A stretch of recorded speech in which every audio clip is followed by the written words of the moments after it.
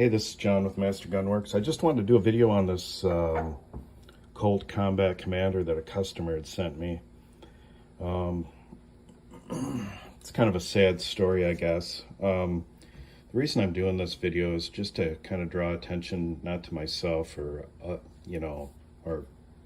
badmouth other people's work, but I just want to draw attention to the fact that not all people out there that are claiming to be gunsmiths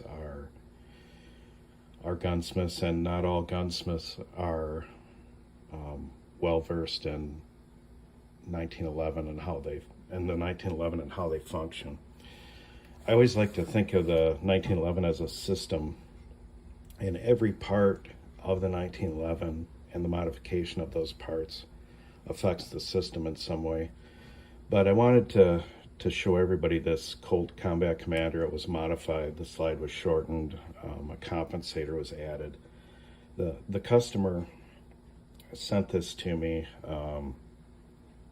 It basically quit firing for him because the comp was coming off, and a lot of other issues, and he didn't know what to do with it. I was wondering if I could take a look at it, kind of diagnose what's going on and fix what's going on.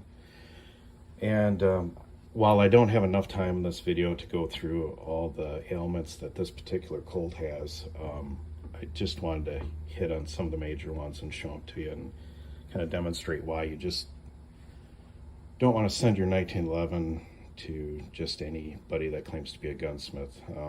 This customer has a significant amount of money wrapped up in this Colt, and unfortunately it's got some major issues. So we'll just go through a few of them. He had some stippling done. I mean, here's the stippling on the front of the frame, front of the trigger guard. I don't know, you can form your own opinion on that. Mainspring housing.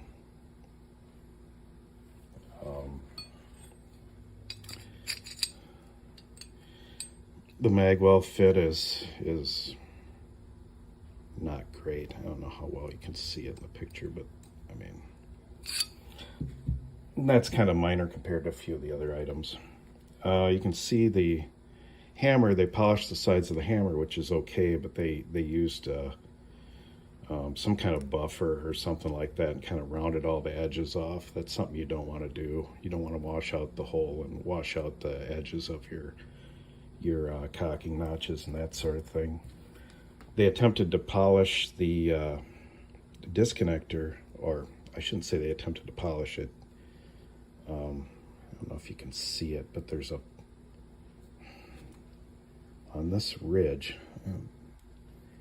there's a series of little flats. I'm not sure if they tried belt sander or something, or what exactly was going on there. The sear, I can pretty much tell you exactly what they did on the sear. The sear angle is completely washed away, no relief angle, no sear angle, and they just buffed the total surface. I don't know how well you can see that, but it's just one solid buff surface. So of course the trigger is pretty horrendous. The comp, when I received the gun, was kind of, like hanging out like that with the gun fully assembled. And I thought it was kind of strange because I was attempting to screw the comp back on and it wasn't screwing back on. I thought, wow, that's kind of interesting. So upon disassembling the barrel from the comp, I realized the threads weren't really engaging.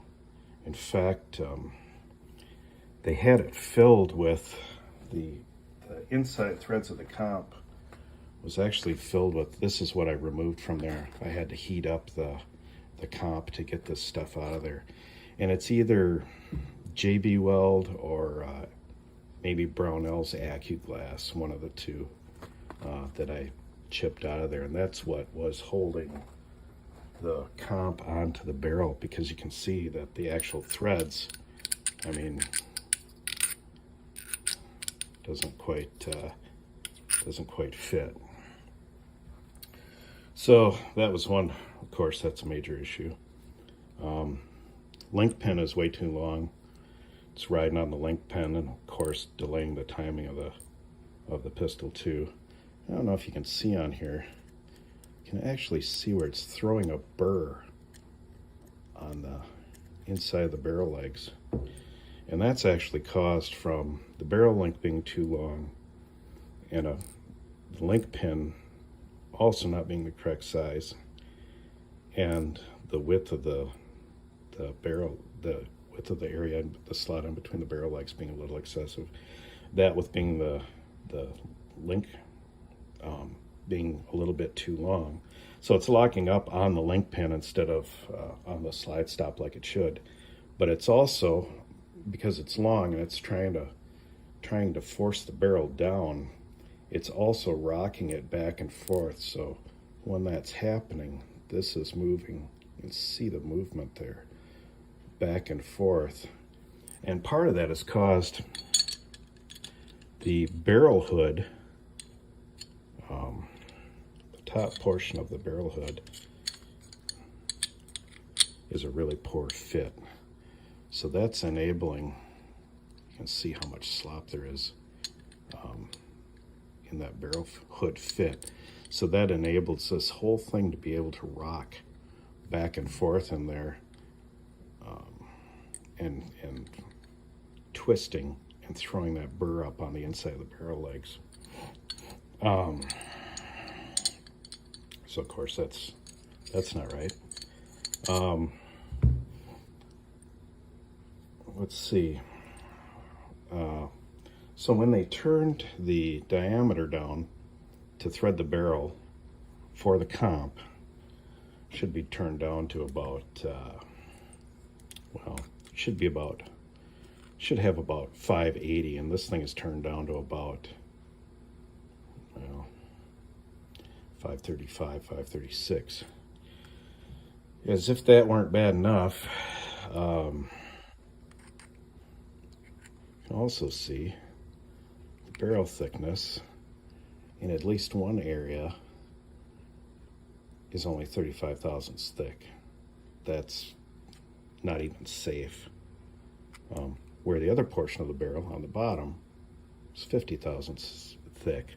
You should have like 60, 64 thousandths aside at least on a barrel that's safe. But they turned this barrel, and they turned it off center when they turned it, so it's basically out of round.